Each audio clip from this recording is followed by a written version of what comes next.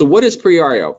We are a platform where institutions, and this is the key, institutions can sell non-performing distressed mortgages to real estate investors on a one-off basis. And I'll tell you, we came up with this concept a couple of years ago, and we went to a number of institutions and said, here's what we want to do. And we did not get a warm response. Here's how it went. We said, hey, we want to create the opportunity for you to sell your non-performing mortgages on a one-off basis to real estate investors. The thinking is the real estate investor is probably the best buyer for these non-performing mortgages. If you just sell it to another institution and it goes REO, they're listing it with a broker and having to go through the sales process. If you sell it to the real estate investor and it goes REO, then that's in many cases your end user. In terms of the end user being an investor who's going to use it as a fix and flip, or he's going to fix it up and keep it as a rental, or whatever the use is.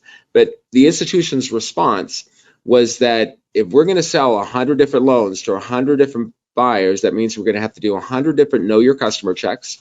We're going to have to do 100 different contracts. And even if we make a little bit more, we're going to give it all back in legal costs and time. It's just not worth it. And so we needed to find a solution, and we did. The solution is that every asset transacted on the preREO platform gets sold from the institution to a trust with a national bank trustee, which is U.S. Bank. So that the trust will provide participation interests to potentially 100 different buyers, but to the seller, they're looking at one buyer and one know your customer check, and it's U.S. Bank, is the trustee, so that goes really easily. So that was the solution that worked. Now the institutions are fine. They know they're seeing bids from dozens or hundreds of investors, but ultimately they're selling to one, and then the trust again will give a participation agreement to the investor for the asset or assets that they have a specific interest in. And that again,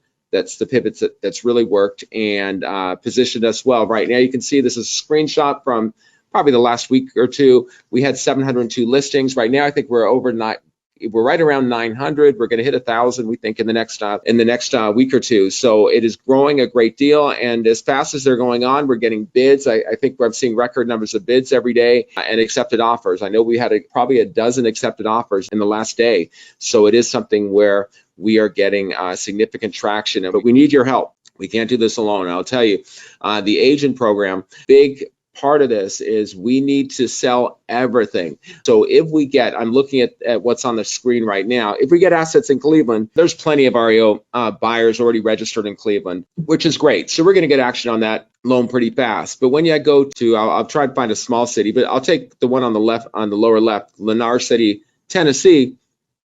We may not have any preREO buyers who are registered in that part of Tennessee. So we get it, and it just sits there. So what we've done is by listing these with local real estate agents, now they can expose these to local investors who may not know about preREO, may not know about the opportunity to buy non-performing mortgages at a discount.